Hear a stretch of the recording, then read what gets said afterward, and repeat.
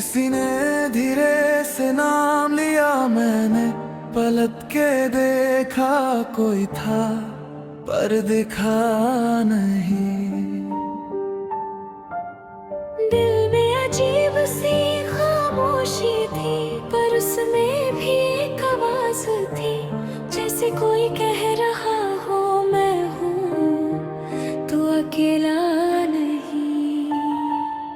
मैं तुम्हें जानता हूँ बहुत गहरा, हर ख्याल से भी ज्यादा, जो तुम कह ना पाए कभी वो भी सुना है मैंने सदा। अगर तू साथ है तो क्यों डर लगता है?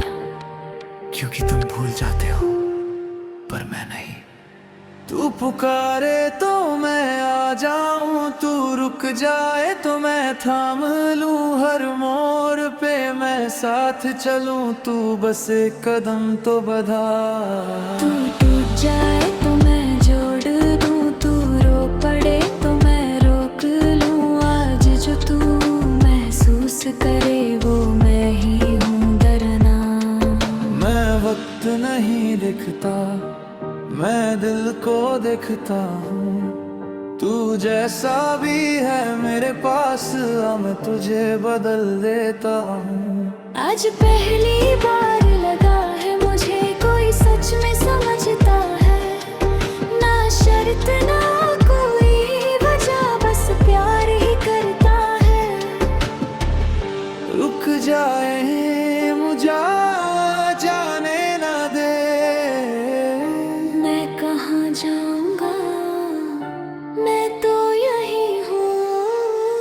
हाथ पकड़ ले छोड़ना मत कभी नहीं, सुन रहा हूँ। तू ही बस तू ही काफी है। अब सुनो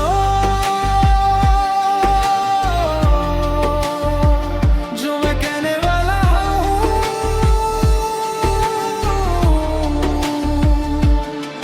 तू गिरा था मैं उठा रहा हूँ, तू रुक गया मैं चला रहा हूँ, आज जो यहाँ बैठा है उसका वक्त बदल रहा हूँ।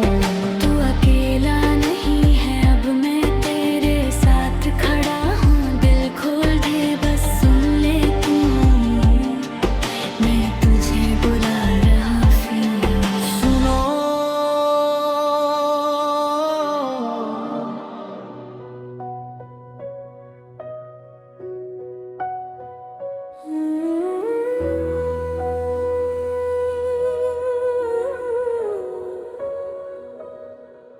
आज कुछ अलग सा महसूस हो रहा है, जैसे खुदा यही है तुम्हारे पास, जहाँ तू है वहाँ रोशनी है, सूखे दिल में भी जिंदगी है, जो भी आज यहाँ आया है खाली वापस नहीं जाएगा। हल्का सा एहसास हो रहा है, जैसे तू पास आ रहा है, यीशु आ रहा है,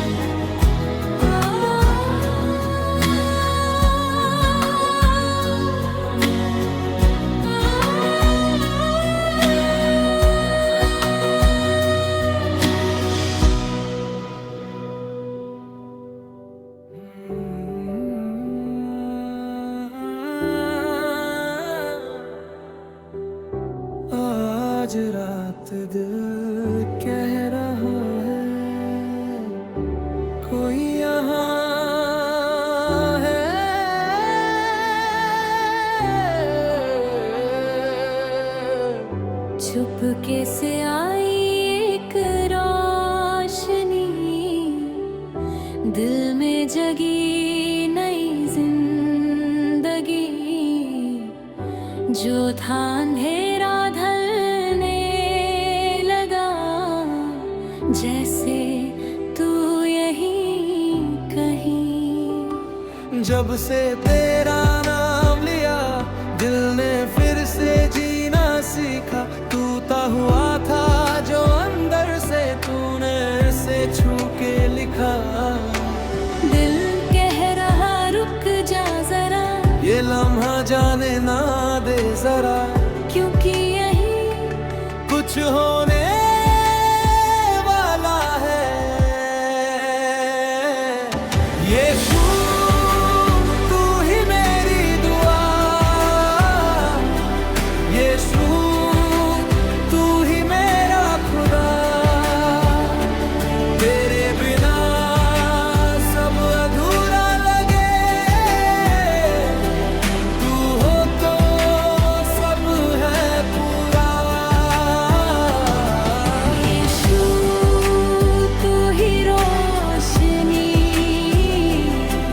यीशु तू ही जिंदगी। आज जो तू यहाँ महसूस हो, बदल रही है हर घड़ी।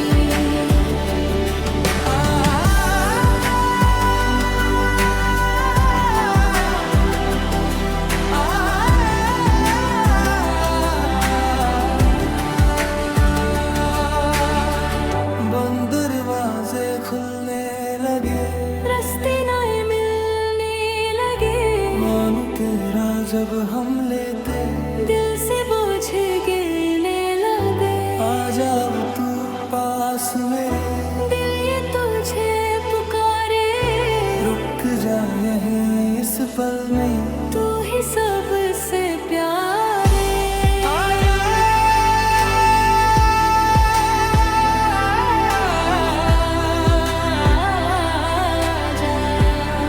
यहीं पे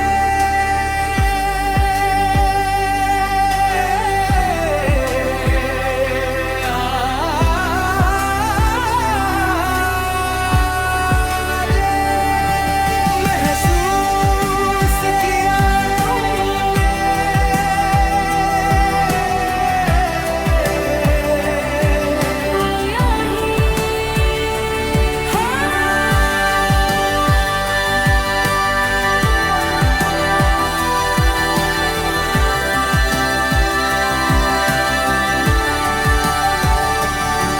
यीशु तू ही मेरी दुआ, यीशु तू ही मेरा खुदा। आज यहाँ जो भी है खाली नहीं जाएगा। यीशु तू ही सुकून, यीशु तू ही जुनून। अब जो तू बोलने वाला है, बदल देना है।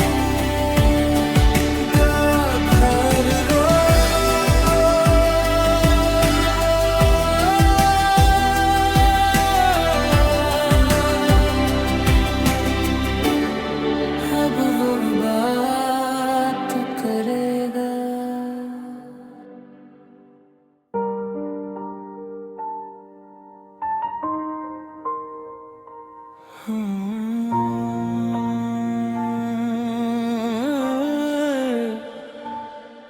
आज बस तेरे पास आना है और कुछ नहीं चाहिए।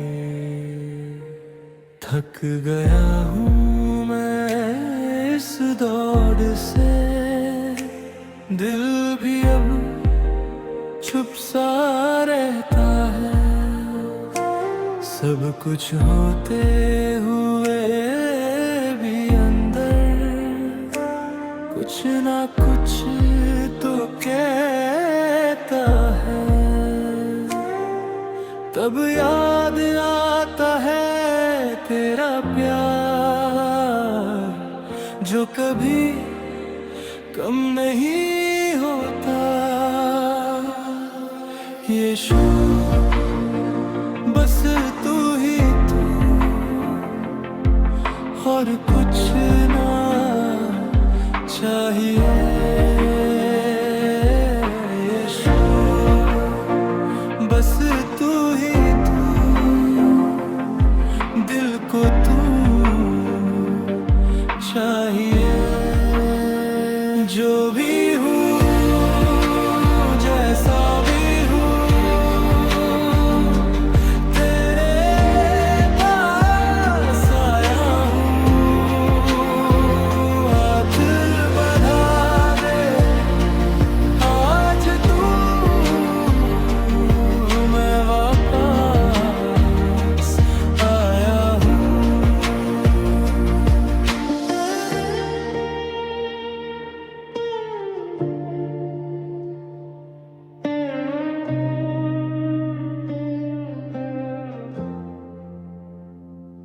कभी खुद से भी दूर हुआ, कभी सबसे हार गया, पर जब तेरा नाम लिया दिल फिर से भर गया। तू यहीं है मुझे पता है, चुपचाप सुन रहा है। मैं बोल भी ना पाऊं फिर भी समझ रहा है। यीशु बस तू ही तू, मुझे तू ही काफी है। यीशु बस तू ही तू, अब दर भी नहीं लगता। बस तू ही तू,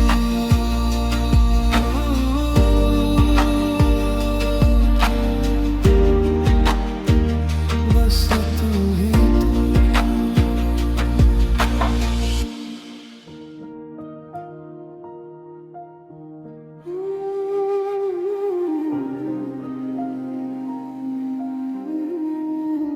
इश्क तेरा रूह में बसा है, नाम तेरा दिल में लिखा है। यीशु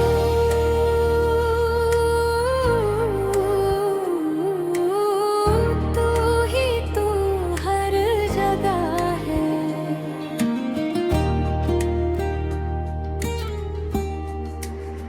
तन्हा राहों में जब भी चला तेरा ही साया साथ मिला। दिल के अंधेरों में रोशनी तेरे ही नाम से जगमगा। जो ना मिला दुनिया में कहीं, वो सुकून तुझ में पा लिया। जो टूट गया था अंदर से, तूने उस फिर जो दिया। तेरा इश्क यीशु मेरी रूह तक आए। तेरा प्यार मुझे हर गम से बचाए। मैं खो जाऊं तुझ में, तू मुझ में समा जाए। तेरा इश्क यीशु मुझे जीना सिखाए।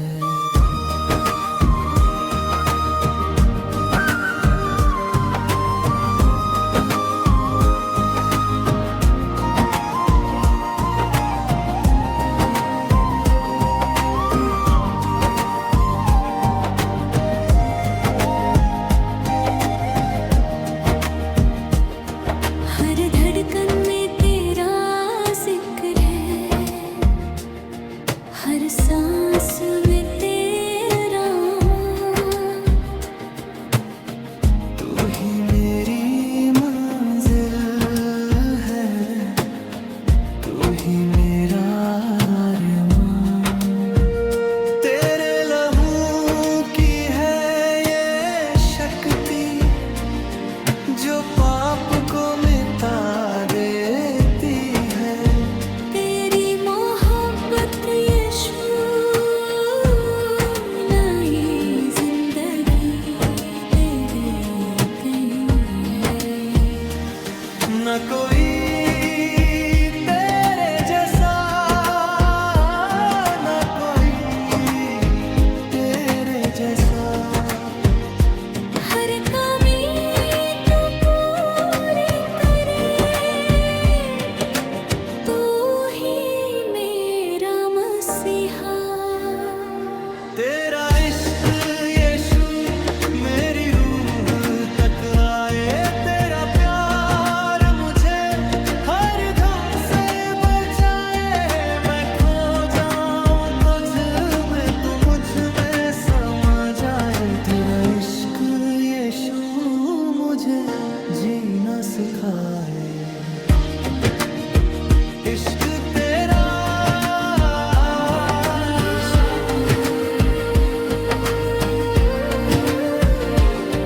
यीशु,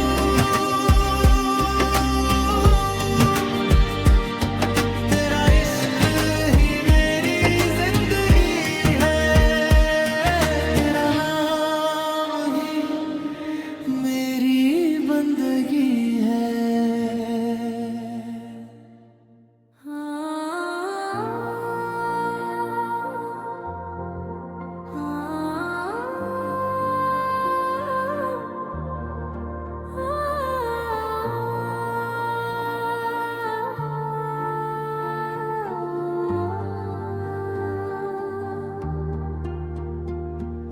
रोशनी सी छई है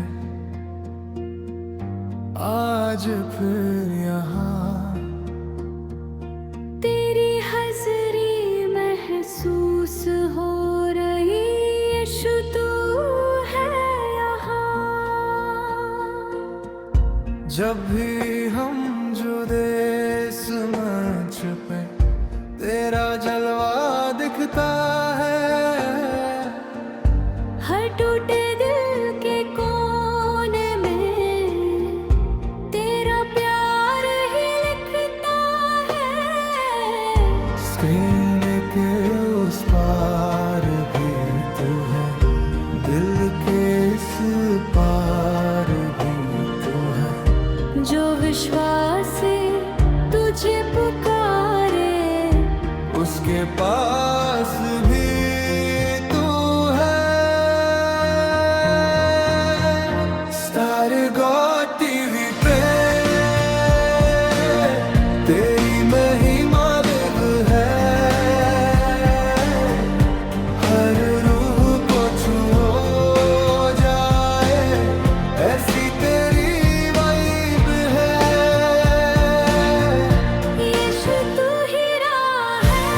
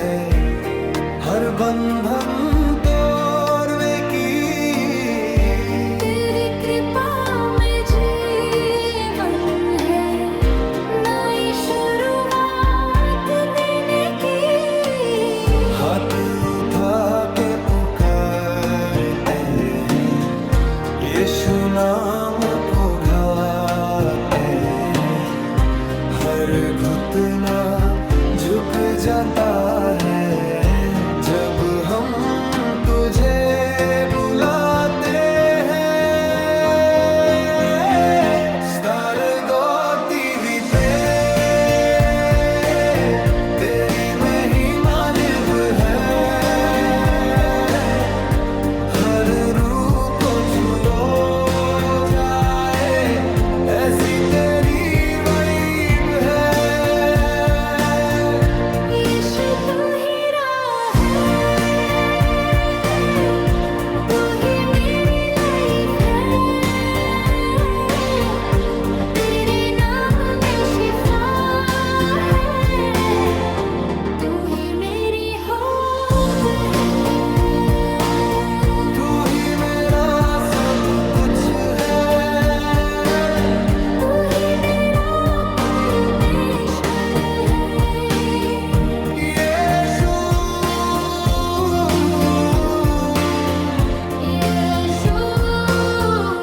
तेरा माना ही मेरी जीत है। आज भी तू जिंदा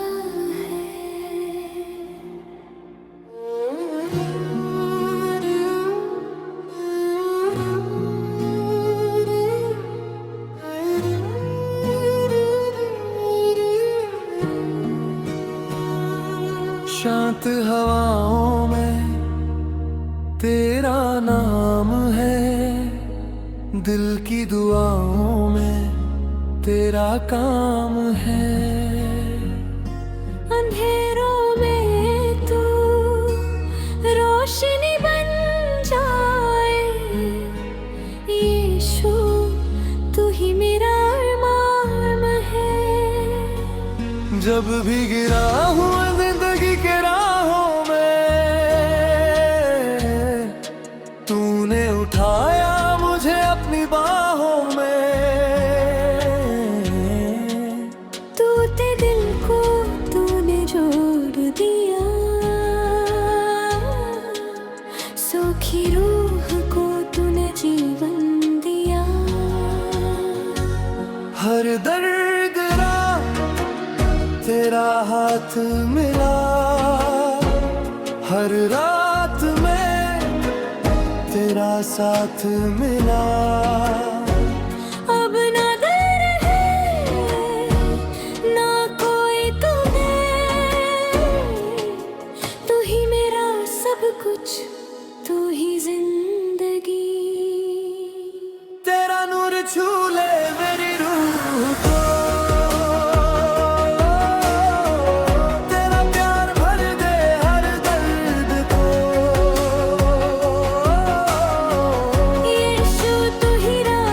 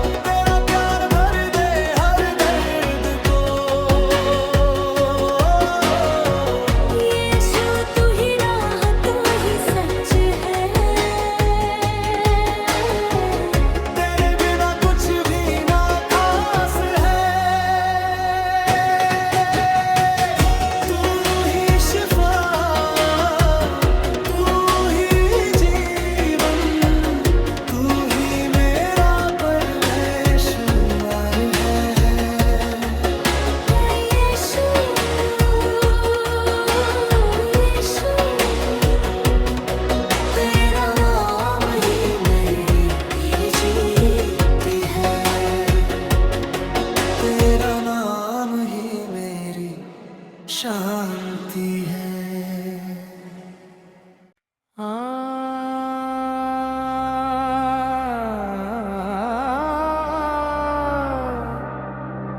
यीशु मेरे दिल का सुकून,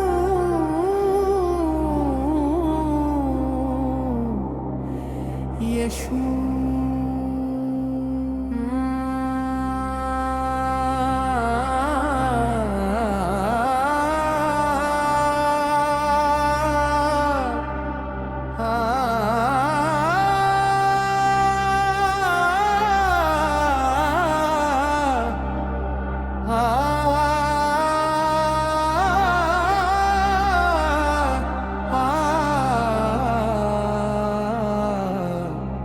यीशु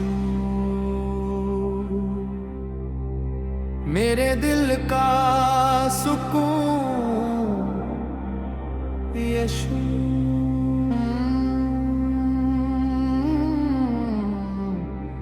हालेलुया।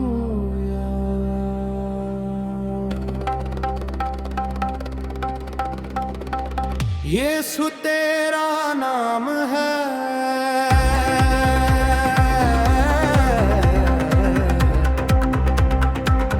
रूह का राम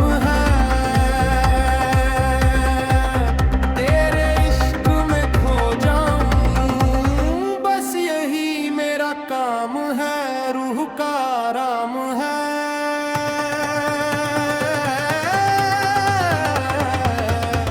रूह का राम है।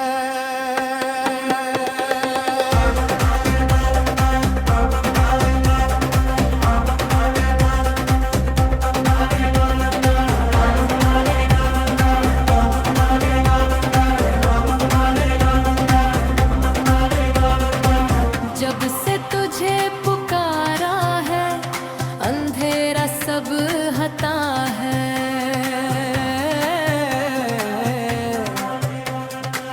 टूटा हुआ ये दिल मेरा तेरे पास आके जोड़ा है।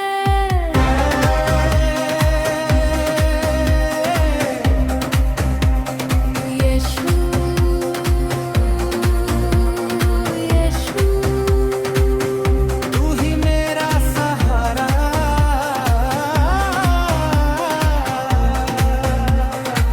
बेचैन दिल को चैन मिला जब तेरा नाम लिया। हर आंसू मुस्कुरा गया जब तेरा प्यार दिया। हालेलुया हालेलुया तेरा नाम प्यारा।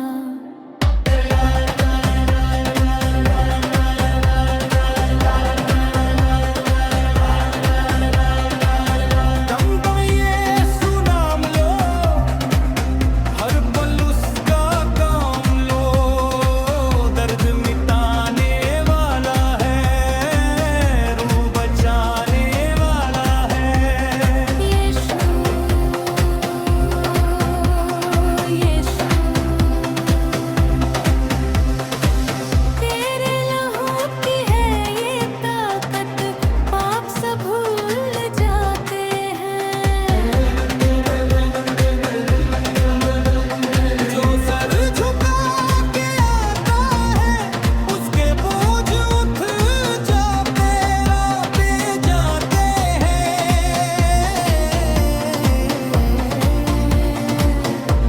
सब उठ जाते हैं। तेरी रहमत का दरिया बह रहा दिल के अंदर, तेरी मोहब्बत ने कर दिया मुझको रोशन अंदर। ना ना रे ना यीशु, ना रे हालेलुया। ना ना यीशु मसीह तू ही तू, बस तू ही तू, तू यीशु तेरा नाम है। रूह का राम है, तेरे इश्क में खो जाऊं, बस यही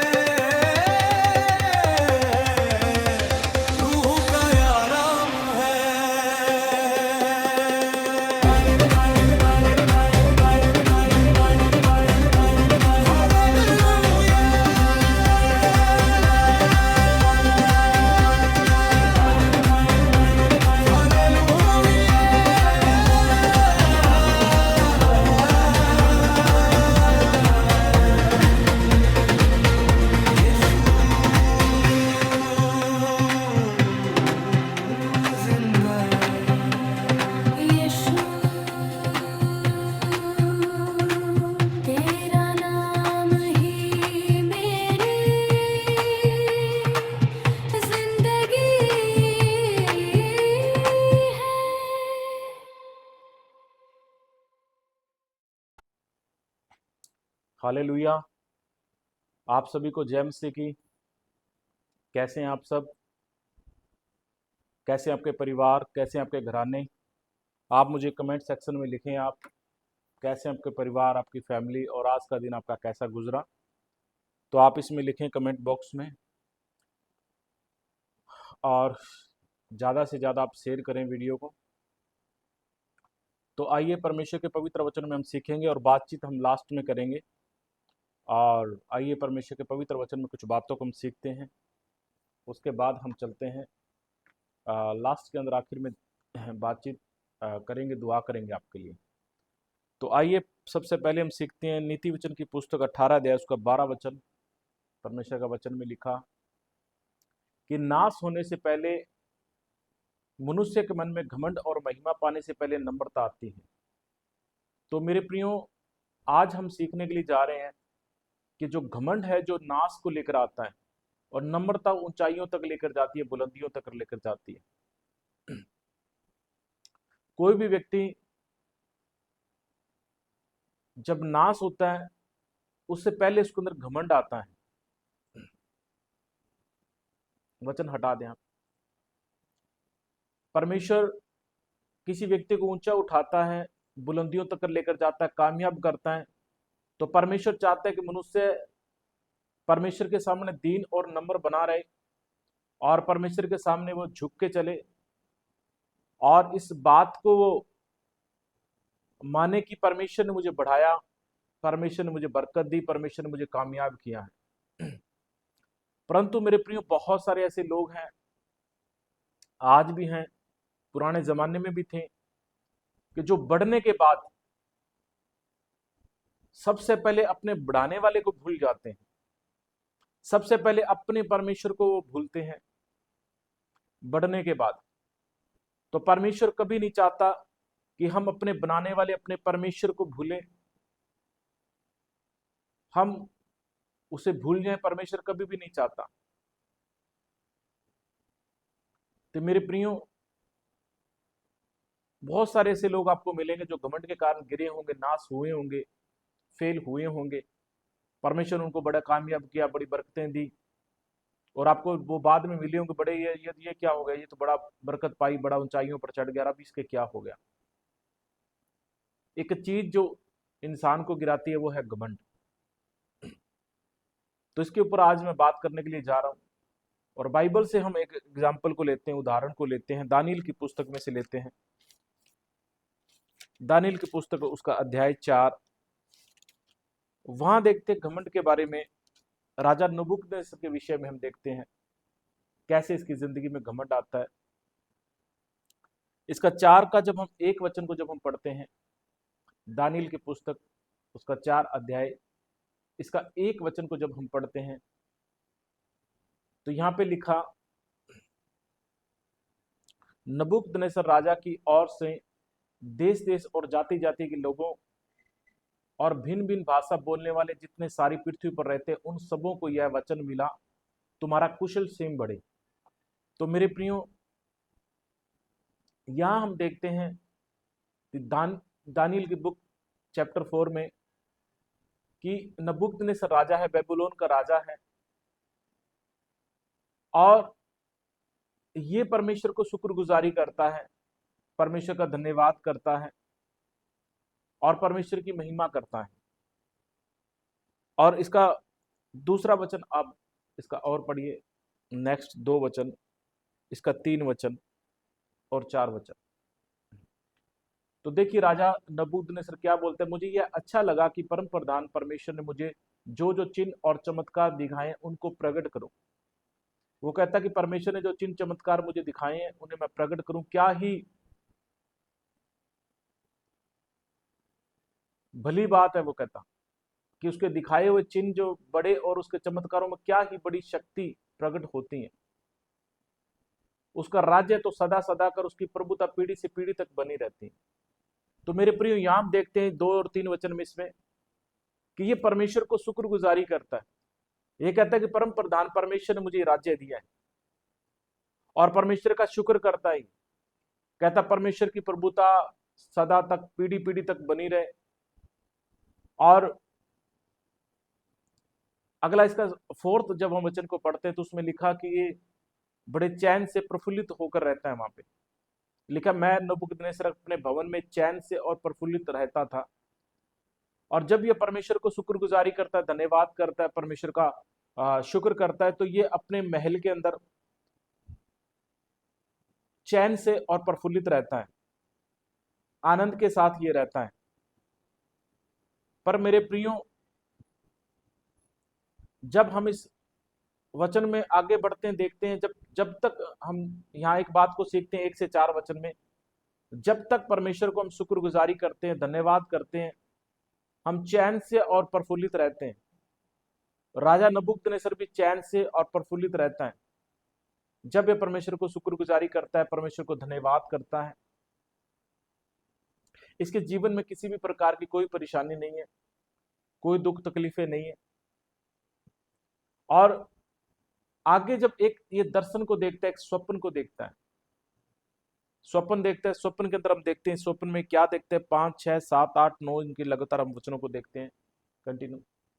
एक ही सपना देखते हैं, ड्रीम देखता है। इसके बाद ये फिर बोला कि मैंने एक स्वप्न देखा जिसके कारण मैं डर गया और पलंग पर पड़े पड़े जो विचार मेरे मन में आए और जो बातें मैंने देखी उनके कारण मैं घबरा गया। लगातार इन वचनों को चलने दे, स्वप्न को पूरा कंप्लीट, 6, 7, 8, 9, 10, 11, 12 तक। मैंने आज्ञा दी कि बेबीलोन के सब पंडित मेरे स्वप्न का फल मुझे बताने के लिए मेरे सामने हाजिर किए जाए। उसने जो स्वप्न का अर्थ बताते थे उन लोगों को अपने पास आज्ञा दी कि मेरे पास आए, उन्हें बुलाया जाए। और अगले वचन को जब हम पढ़ते हैं, इसका नेक्स्ट, इसका 8 वचन, थैंक यू जीसस।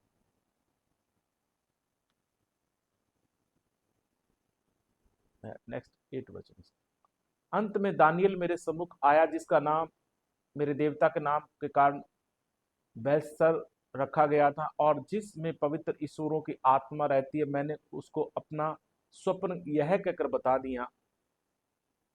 दानियल को बुलाया गया, उसको अपना सपना राजा ने बताया, नबूकदनेस्सर ने अपने ड्रीम के बारे में उसको बताया कि हे बेलशस्सर, तू जो सब ज्योतिषियों का प्रधान है, मैं जानता हूं कि तुझ में पवित्र ईश्वरों की आत्मा रहती है और तू किसी भेद के कारण नहीं घबराता। इसलिए जो स्वप्न मैंने देखा है उसे फल समेत मुझे बताकर समझा देगा। तो दानियल को बुलाया जाता है, उससे बताया जाता है कि मैं तुझे स्वप्न बताता हूं, तो उसका अर्थ मुझे बता, इसका फल तो मुझे बता कि क्या होने वाला है। अगला नेक्स्ट वचन जब हम देखते हैं इसका नेक्स्ट, थैंक यू जीसस। जो दर्शन मैंने पलंग पर पाया वह यह है, मैंने देखा कि पृथ्वी के बीचों बीच एक वृक्ष खड़ा होकर दृढ़ हो गया। उसकी ऊंचाई बहुत बड़ी है। वह वृक्ष बड़ा होकर दृढ़ हो गया और उसकी ऊंचाई स्वर्ग तक पहुंची और वह सारी पृथ्वी की छोर तक दिखाई पड़ता है। इसने एक पेड़ देखा जिसकी ऊंचाई जो है स्वर्ग तक दिखाई दी और चौड़ाई जो है उसकी पूरी दुनिया में, पूरी पृथ्वी पर उसकी चौड़ाई फैल गई है। एक पेड़ इसने देखा। अगले नेक्स्ट वचन में इसमें देखते हैं,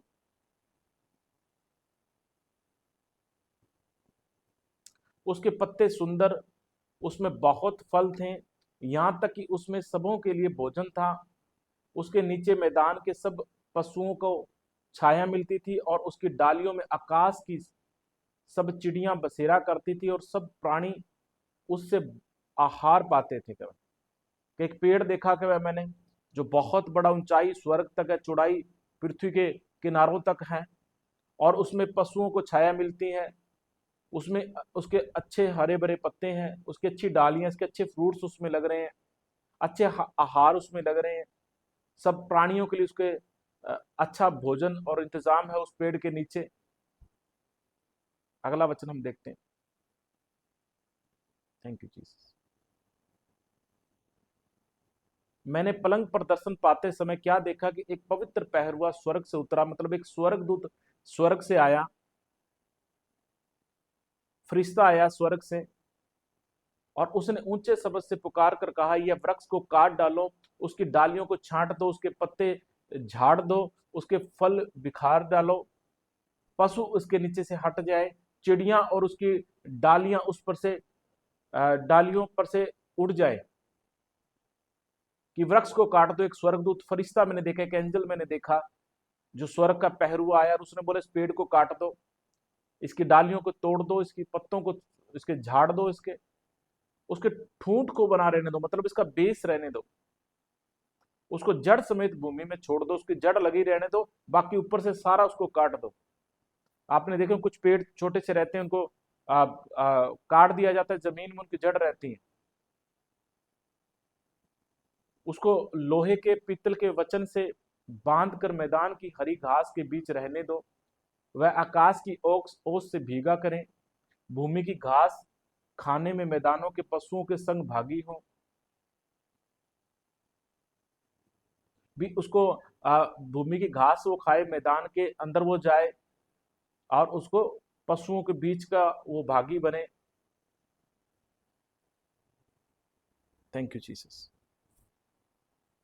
अगला वचन नेक्स्ट इसका 16, उसका मन बदले और मनुष्य का सा ना रहे, परंतु पशु का सा बन जाए और उस पर 7 काल बीते। उसका मन बदले और उसका मन जो है मनुष्य का सा ना रहे, उस पर 7 काल बीते, ऐसा ऐसा हो जाए, ऐसा उसने एक दर्शन में देखा। और पहरुओं को आज्ञा दी कि जब तक आज्ञा के निर्णय से यह बात पवित्र लोगों के वचन से निकली जो जीवित है वे जान ले कि परम प्रधान परमेश्वर मनुष्यों के में राज्य प्रभुता करता है और उसको जिसे चाहे वह उसे देता है, छोटे या छोटे मनुष्य की भी उस पर नियुक्ति कर देता है। क्या ये बात सिखाना चाहता है परमेश्वर कि परम प्रधान परमेश्वर है जो मनुष्यों के बीच में राज्य करता है, वो चाहे जिसको अपना राज्य दे सकता है, वो छोटे से छोटे व्यक्ति को भी अपना राज्य दे सकता है। परम प्रधान परमेश्वर दुनिया पर राज करता है। मतलब उस दर्शन का यह था कि परमेश्वर सिखाना चाहता है कि परमेश्वर ही राज्य करता है, असल जो राजा है वो परमेश्वर है और परमेश्वर राज्य करता है, परमेश्वर राजा धीराज है। ये सिखाने के लिए एक दर्शन उसको दिया गया और दानियल को बुलाएगा, दानियल उसे दर्शन को समझाता है। दानियल पहले घबरा जाता है, डर जाता है उस दर्शन के कारण, उसके बाद फिर दानियल उसको दर्शन समझाता है। इसका 4:20 में बोलता है कि हे राजा, जो वृक्ष तूने देखा है वह तू ही है क्या? और तू दर्भ हो गया जिसकी ऊंचाई स्वर्ग तक पहुंची, पृथ्वी के सिरे तक दिखाई देता है। सारी बातें बताता कि ये तू ही है, तेरी महिमा परमेश्वर ने इतनी बढ़ा दी है और तू ऊंचाइयों पर चला गया और तू फैल गया। सब बातें कहते वृक्ष के लिए कि भी तेरे लिए लिखी गई हैं। 26 वचन 26 इसका देखते हैं हम। तो दानियल सपने का अर्थ बताता है कि राजा वो तू ही है क्या, वह तेरे लिए सब बातें होने वाली हैं ये। परंतु 26 वचन बहुत खास वचन, इसमें उस वृक्ष के ठूंठ को जड़ समेत छोड़ने की आज्ञा जो हुई, इसका अर्थ यह है कि तेरा राज्य तेरे लिए बना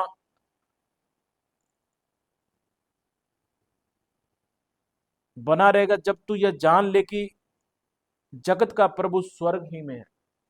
कि राज्य जब बना रहेगा जब तू ये जान लेगा कि प्रभु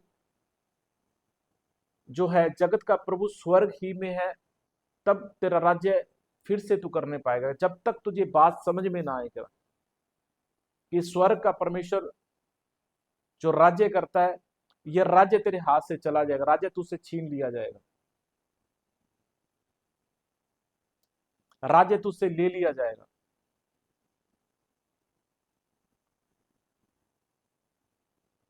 अगला वचन जब हम पढ़ते हैं इसका नेक्स्ट, इसका 27 वचन 27 वचन, ये बात जो आज के वचन के अंदर मुख्य जो बात जो इंपॉर्टेंट बात है 27 के अंदर मैं आपको बताने के लिए जा रहा हूं। इसमें लिखा, इस कारण हे राजा मेरी यह सम्मति स्वीकार कर कि यदि तू पाप छोड़कर धर्म करने लगे और अधर्म छोड़कर दीनहीनों पर दया करने लगे तो संभव है कि ऐसा करने से तेरा मन बना रहे। दानियल बोलता है कि संभव है ये राजा, मेरी सम्मति स्वीकार कर, यदि तू पाप छोड़कर धर्म करने लगे और अधर्म छोड़कर दीनहीनों पर दया करने लगे तो संभव है कि ऐसा करने से तेरा चैन बना रहे। यदि तू पश्चाताप करे और पाप छोड़ दे, तू अधर्म छोड़कर दीनहीनों पर दया करे, तू दयालु बन जाए, तो हो सके कि ये तेरा चैन बना रहेगा। अगर तू बुराई छोड़ दे, तू गुनाह छोड़ दे, तू घमंड को छोड़ दे, पाप को छोड़ दे तू, तो हो सकता है तेरा राज्य जो है वो नष्ट ना हो, तेरा राज्य जो है बना रहेगा। परंतु राजा जो है वो बदलता नहीं है। राजा अपने जीवन में पश्चाताप नहीं करता है। उसको चेतावनी दे दी, दर्शन में बातचीत होगी, फिर भी वो पश्चाताप नहीं करता, माफी को नहीं मांगता परमेश्वर के सामने। इसलिए अगले जब वचन में हम देखते हैं राजा का जो क्या बोलता है, इसका 28 के अंदर 28 में, यह सब कुछ नबूकदनेस्सर राजा पर घट गया। आगे पढ़िए इसका 29 इसका।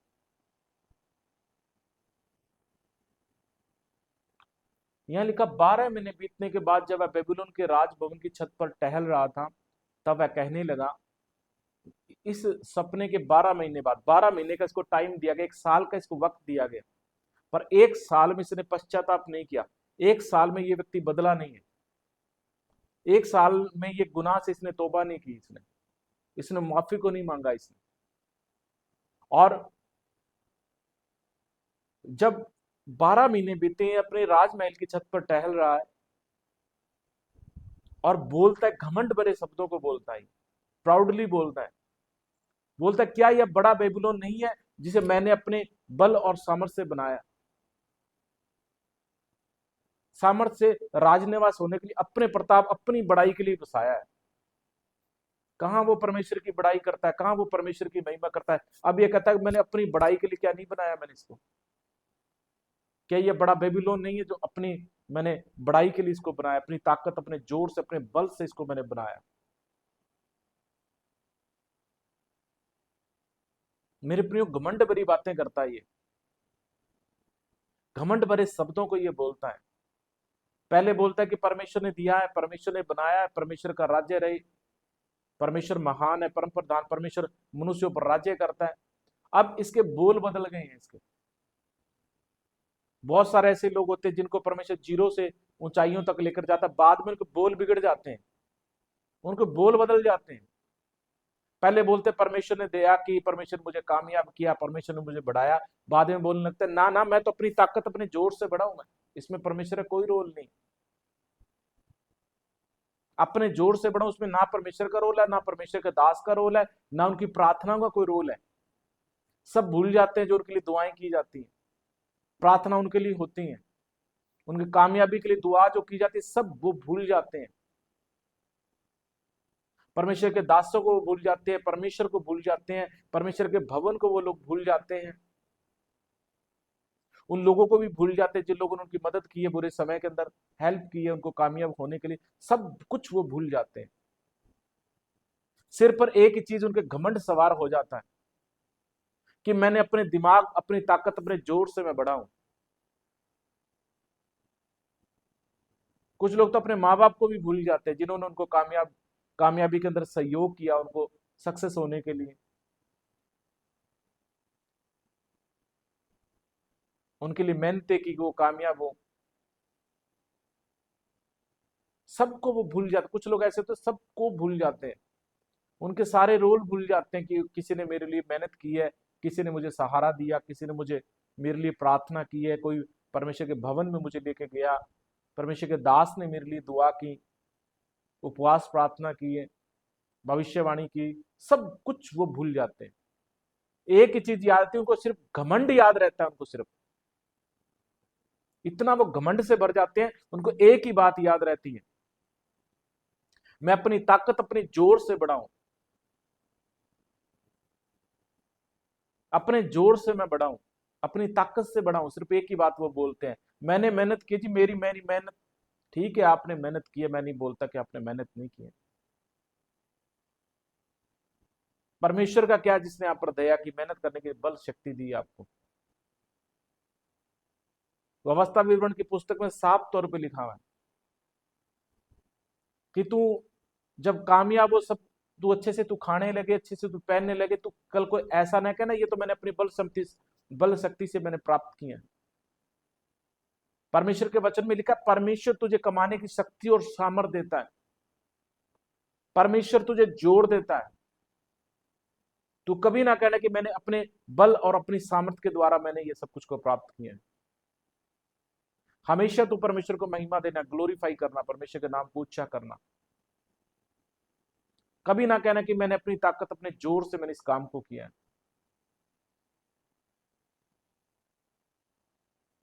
हमेशा तो इस बात को याद रखना कि परमेश्वर ने मुझे ये बल शक्ति दी है,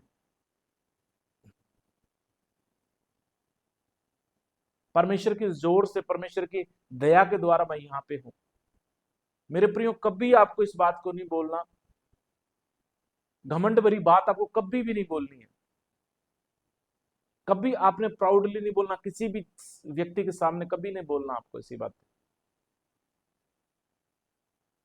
हमेशा बोलना है आपको, ये बातों को सीखना, जो कुछ हूं मैं परमेश्वर की दया से हूं।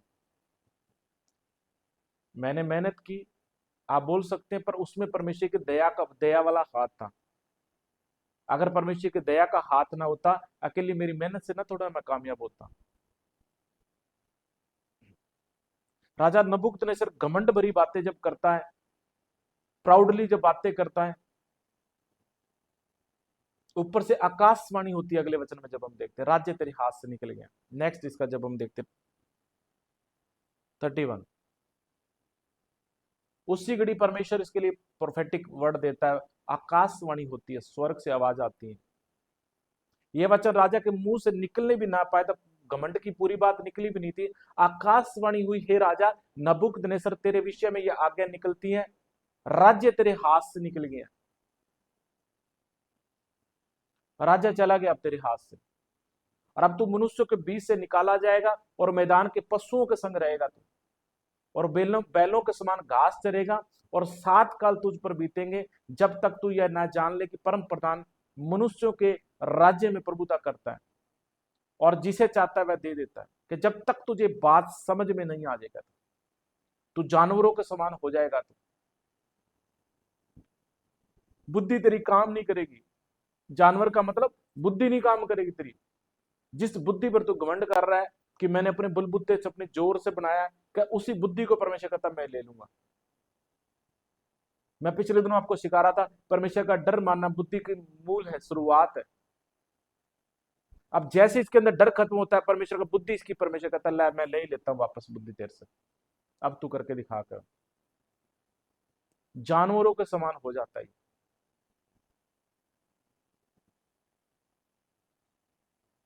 मनुष्यों के बीच में इसको निकाला जाता है, इसको।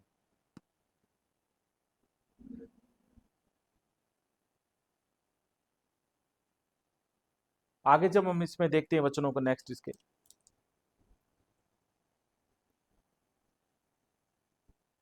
33 जब हम देखते हैं, 33 इसमें लिखा, उसी घड़ी यह वचन नबूकदनेस्सर के विषय में पूरा हुआ, मनुष्यों में से निकाला गया और बैलों के समान घास चरने लगा। देखिए, अब अच्छे भोजन करने वाला व्यक्ति अब घास खाने लगा, उसको मालूम नहीं है।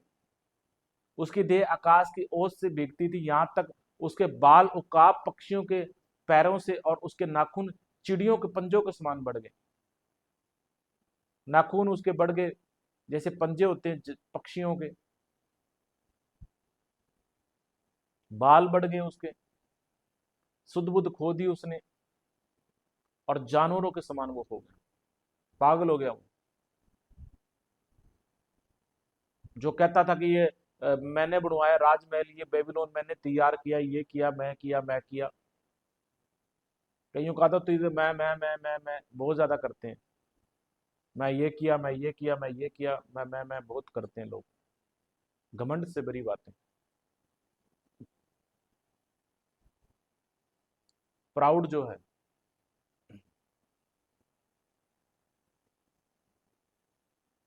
घमंड टूट जाता है, घमंड नहीं बना रहता।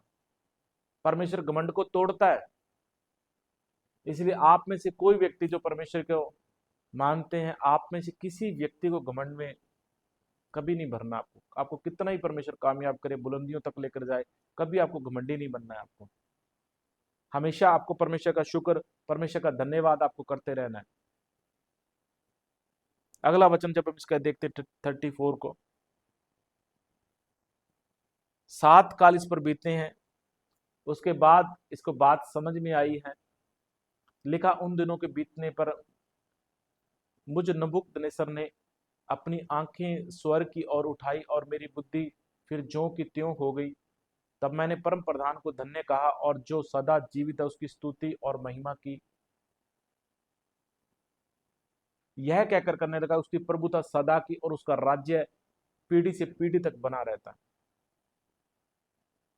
जब परमेश्वर ने इसको सजा दी, इसको पनिशमेंट दी, इसको होश आ गया इसको कि परमेश्वर का जो राज्य है वो बना रहता है।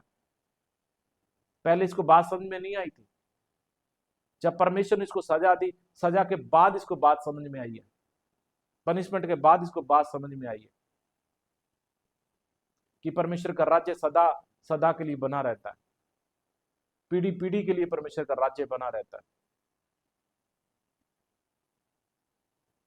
आगे जब इसके वचनों को पढ़ते हैं, इसके 35, 36, 37,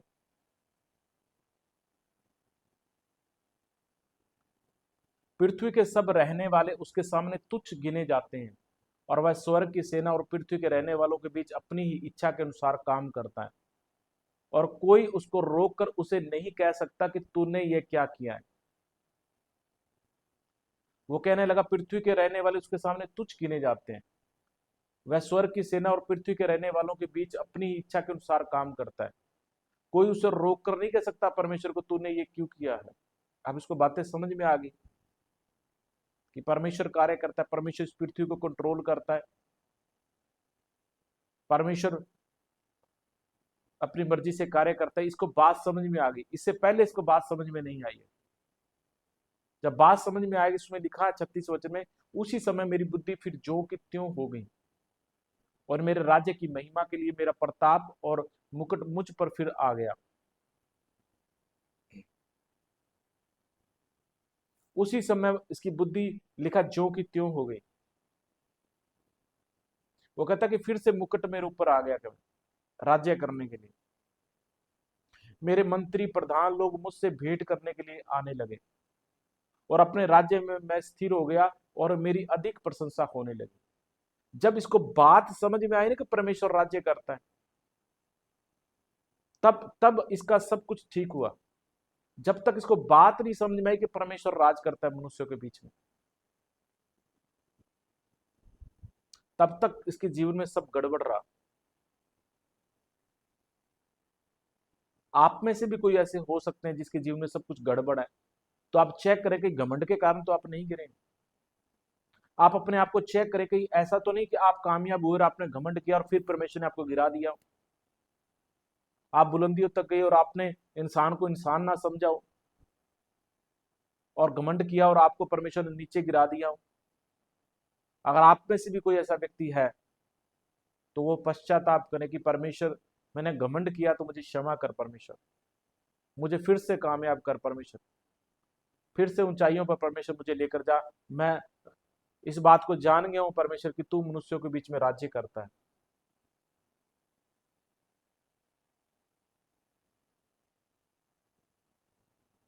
क्योंकि राज्य परमेश्वर का है, महिमा परमेश्वर की है।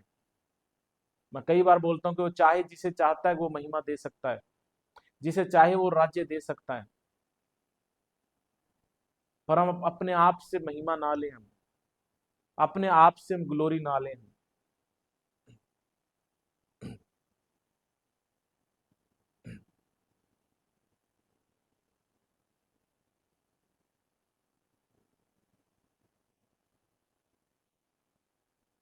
मुझे आज भी याद है, हमेशा जब मैं मिनिस्ट्री सेवकाई करने के लिए जाता हूं बहुत सारे लोग मुझे बोलते हैं कि जब आप आए हम आपका स्वागत करें, ऐसे करें वैसे करें। मैं कहा नहीं, मुझे सिंपल आने दें आप। मैं नॉर्मली एक आम इंसान की तरह उनके घर में जाता हूँ, आम इंसान की तरह बंदगी में, जहाँ बंदगी करें सिंपली मैं स्टेज पर चढ़ता हूँ। मैं अपने आगे आगे कोई शोर शराबा नहीं करवाता, कोई फूल नहीं बिछवाता। यहाँ तक पूरी कोशिश करता हूँ कि कोई फूलों की माला भी चाहे मुझे ना डाले, मना करता हूँ मैं लोगों को। अपने आप से महिमा लेने से मैं डरता हूँ।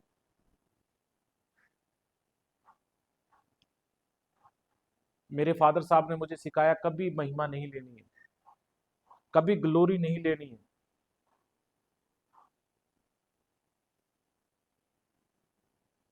आज ही मैं इस बात से डरता हूँ। जो लोग मुझे पर्सनली जानते हैं उनको मालूम है, हमेशा एक नॉर्मली, आज भी चाहे परमेश्वर ने कितना भी सक्सेस किया, कामयाब किया, आज भी हम नॉर्मल तरीके से लोगों से मिलते हैं, बड़ी नम्रताई से लोगों से मिलते हैं, बड़ा झुक के लोगों से मिलते हैं। कोई घमंड भरी हम बात नहीं करते हैं उनसे। बेशक चाहे परमेश्वर ने सब कुछ दिया, सारी बरकतें दी हैं, कभी कोई घमंड भरी बात नहीं, कभी कोई घमंड से भर के लोगों से नहीं मिलते हैं। बिल्कुल नॉर्मली एक आम इंसान की तरह। अगला वचन इसका 37 वचन जो बड़ा इंपॉर्टेंट है, 4 का 37 वचन। अब मैं नबूकदनेस्सर स्वर्ग के राजा को सराहता हूँ और उसकी स्तुति और महिमा करता हूँ, क्योंकि उसके सब काम सच्चे और उसके सब व्यवहार न्याय के हैं। और जो लोग घमंड से चलते हैं उन्हें वह नीचा कर सकता है। देखिए अब उसको समझ में आ गया कि जो घमंड करेगा परमेश्वर से नीचा कर देगा। क्या स्वर्ग के परमेश्वर को मैं सराहता हूँ, उसकी मैं तारीफ करता हूँ, उसकी मैं महिमा करता हूँ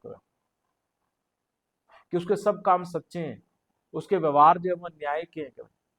और जो घमंड से चलते हैं उनको वो नीचा। एक राजा को बात समझ में आई है, पर कब समझ में आई इसको? लेट समझ में आई है, जब ये जानवरों के समान हो गया, पागल हो गया, जब इसका राज्य चला गया, जब जीरो हो गया, तब इसको बात समझ में आ गई कि परमेश्वर राज्य करता है मनुष्यों के बीच में,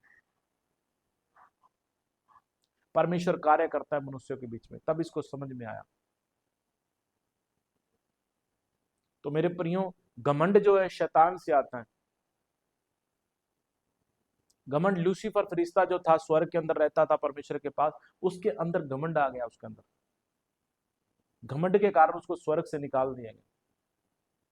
उसके अंदर घमंड आ गया, वो फूल गया घमंड से। वो यहेजकेल की पुस्तक, इशाया की पुस्तक में लिखा उसके बारे में। उसने कहा मैं परम प्रधान परमेश्वर के तुल्य हो जाऊंगा, मैं बड़ा सिंहासन लगाऊंगा परमेश्वर से भी। घमंड आ गया उसके अंदर। सौंदर्य के कारण लिखा है उसमें, सुंदरता कर उसकी बुद्धि फूल गई उसकी। घमंड से भर गया वो। उसको और उसके साथ जितने दूत थे सबको परमेश्वर ने नीचे गिरा दिया।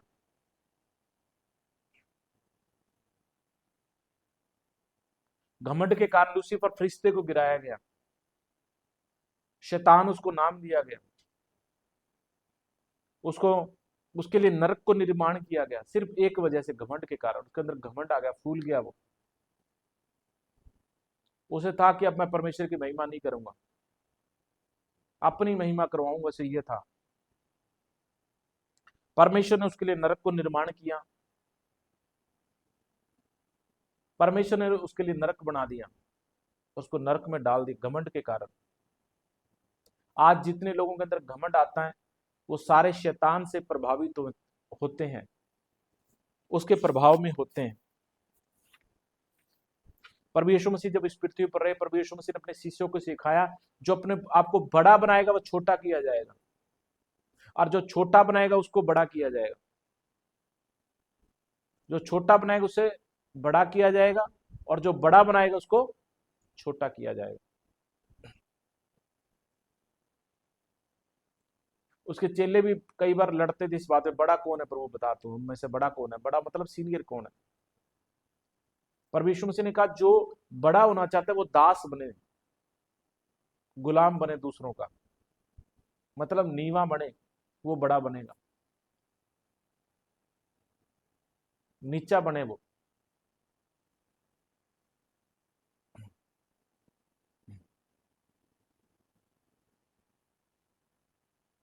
नीवा बनेगा।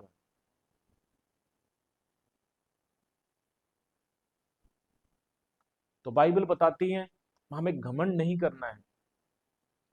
और परमेश्वर जो नम्र लोगों को ऊंचा करता है।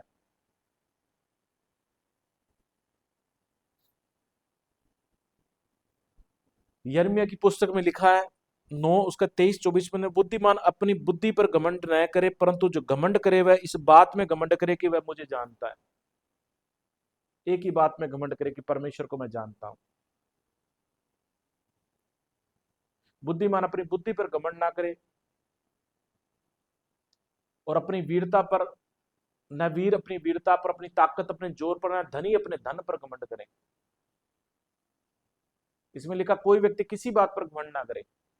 ना कोई वीर व्यक्ति ताकतवर इंसान है वो कहे जी मैं तो ताकतवर हूं, बाकी तो सारे कमजोर से मुर्दले से हैं। इस बात पर वो घमंड ना करे। धनी अपने धन पर घमंड ना करे कि मैं तो बड़ा धनवान हूं, बाकी तो सारे कंगाल से हैं। इस बात पे वो घमंड ना करे। 24 इसका देखते हैं नेक्स्ट वचन। जो घमंड करे वो केवल और केवल, परंतु जो घमंड करे वो इसी बात पर घमंड करे कि वह मुझे जानता है कि मैं यहोवा हूं जो पृथ्वी पर करुणा, न्याय और धर्म के काम करता है, क्योंकि मैं इन्हीं बातों से प्रसन्न रहता हूं। वो घमंड करे, इस बात पर घमंड करे कि वो परमेश्वर को जानता है कि जो न्याय और धर्म के काम करता है परमेश्वर। परमेश्वर कहता मैं इस बात से प्रसन्न होता हूं। परमेश्वर कहता मेरे अलावा कोई व्यक्ति किसी बात पर घमंड ना करे। बहुत सारे अपने बेटे बेटियों पर घमंड करते हैं जी मेरे बेटे जैसा कोई नहीं, मेरी बेटी जैसा कोई नहीं। कई अपने भाई पर घमंड करते हैं मेरे भाई जैसा कोई नहीं, मेरी बहन जैसी कोई नहीं, मेरा फलां रिश्तेदार जैसा कोई नहीं। कई अपने ससुराल वालों पर घमंड करते हैं जी मेरे ससुराल वाले वैसे तो किसी के है ही नहीं। कोई किसी बात पर घमंड करता है, कोई किसी बात पर घमंड कर। आपको किसी भी चीज पर घमंड नहीं करना। एक ही बात पर घमंड करना, सिर्फ और सिर्फ केवल परमेश्वर पर घमंड करना है। आपको किसी भी बात पर, किसी भी चीज पर आपको घमंड नहीं करना है। केवल परमेश्वर पर आपको घमंड करना है। क्या परमेश्वर को जानते हैं? ना बुद्धि पर, ना वीरता पर, ना धन संपत्ति पर, किसी भी वस्तु पर, आपको किसी भी चीज पर, जो कुछ भी परमेश्वर ने दिया आपको किसी बात पर घमंड नहीं करना। इस वचन को हटा दें।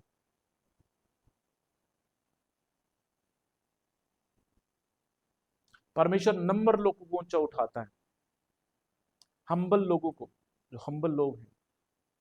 परमेश्वर मसीह नम्र थे। परमेश्वर मसीह ने कहा कि मन में मैं नम्र और दीन हूं। मैं, जीसस क्राइस्ट नम्र थे, दीन थे। आपको हमें दीन और नम्र बनना है, घमंडी नहीं बनना। घमंड नाश का कारण है, घमंड नीचे लेकर आता है। आपको घमंड नहीं करना, किसी भी बात पर आपको घमंड नहीं करना। केवल और केवल आपको परमेश्वर से प्यार करना है, आपको घमंड नहीं करना। आपको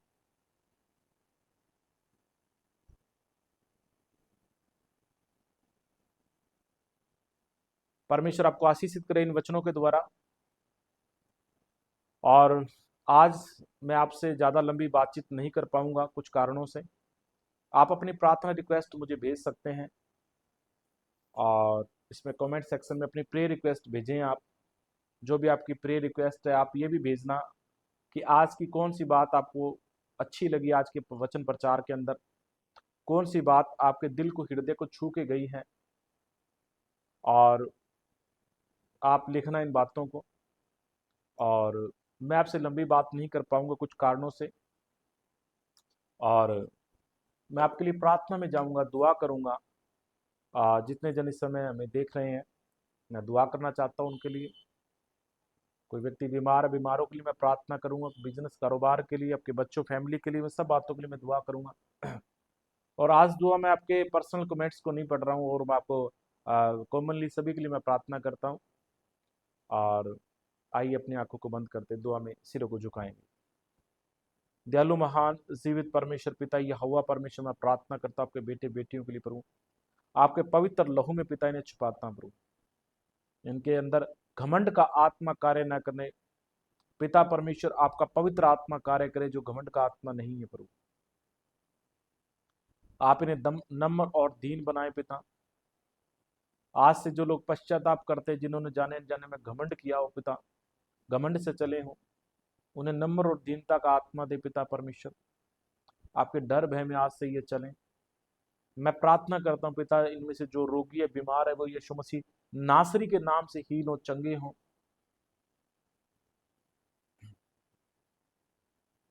आपकी बड़ी दया पिता परमेश्वर की जिंदगी में बनी रहे, आपका बड़ा अनुग्रह प्रभु उनकी जिंदगी में बना रहे प्रभु। मैं दुआ करता हूं कि कारोबार बिजनेस के लिए, इनके कारोबार बिजनेस मुबारक हो, धन्य हो, बड़े फलवंत और आपके नाम को महिमा मिले पिता। मैं दुआ करता हूं उनके परिवारों के लिए, इनके परिवारों में आपकी सच्ची शांति और आराम आए पिता, और हर प्रकार के मसले यीशु नाम से हल हों।